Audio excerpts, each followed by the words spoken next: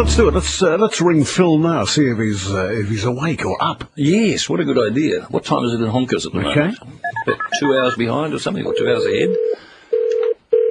Oh, I love that sound. You know it's going to cost whoever answers it a fortune. Hope he does answer. Yeah. Hello. Phil, good evening from Melbourne.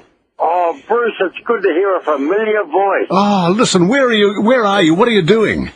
This is a very historic moment for me.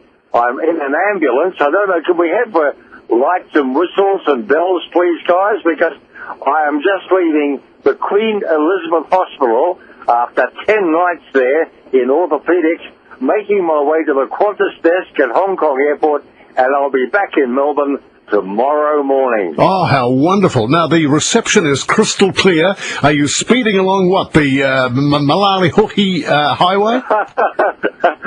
Yes, I think if I look out the slats, I can see the Malacca Strait.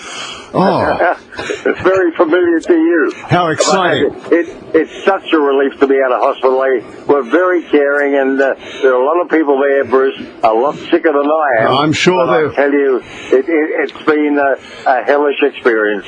Now, John's with me, and this is Phil in the ambulance on the way to the airport. I know. Lights and sirens, Phil?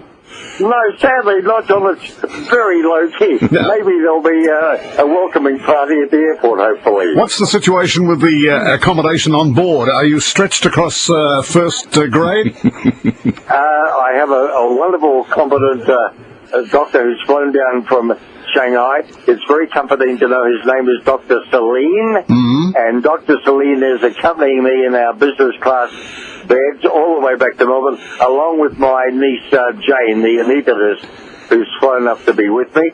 So, guys, I couldn't be in better company. And tomorrow morning, I move into, I guess you call it high care. Now, rehab, and I could be there a week or so. Are you walkable? I mean, when the ambulance stops, how do you get from the ambulance to the plane? A very good question on your part. I was stretched out of the hotel and will be wheelchaired onto the plane, but I can walk a short distance with the help of one of those frames. Oh, a Zimmer frame or something like that. Yeah, in fact, John, if you remember the musical The Producers, yes, there was a big production of it done around those frames. Now, is Dr. Celine, is he going to come straight back once he arrives in Melbourne, or are you going to put him up overnight?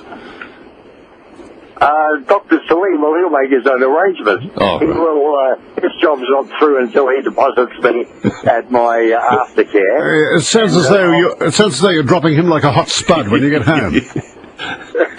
I'm not obliged to entertain him. No. We've only just met. No, snib the fly wire. But he's a member of Doctors Without Frontiers, is that right, Phil?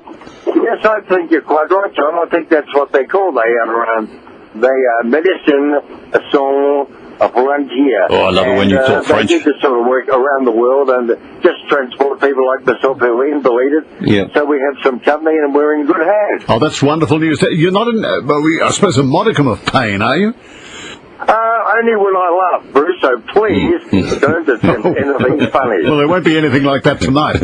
Now, Phil, you're in the back of an ambulance. Is smoking permitted in the back of that ambulance? Hey, guys, the best news is, because of the situation, I have not had a cigarette in 11 days, Right. and I have not even had a craving for a cigarette in 11 that's days. Great news. Well, this could be the start of something big. A guy who smokes 50, that's over 500 cigarettes I haven't smoked. Isn't that marvellous? Now, are you going through duty-free when you get to the airport? Because that's going to be a temptation. Yeah, but not for Brady. Sorry, guys. I promised Auntie Ed some Bailey's Irish Cream. Oh, right. And I think the limit is about 200 cigarettes or something, isn't it, these days? Oh, no, it's 50 cigarettes. Oh, 50? Hardly worth it. But I won't be shopping for cigarettes, guys. I am a reformed character. And I plan to come back a more entertaining human being and a more lovable one as well. Oh, well, listen, bring on the steps every year. Yes. Hurry it on, yeah. And Phil, can you bring back a Toblerone, please? A duty-free Toblerone, that'd be good. Well, they're good value, aren't they? For $20. Yes. That's a very good.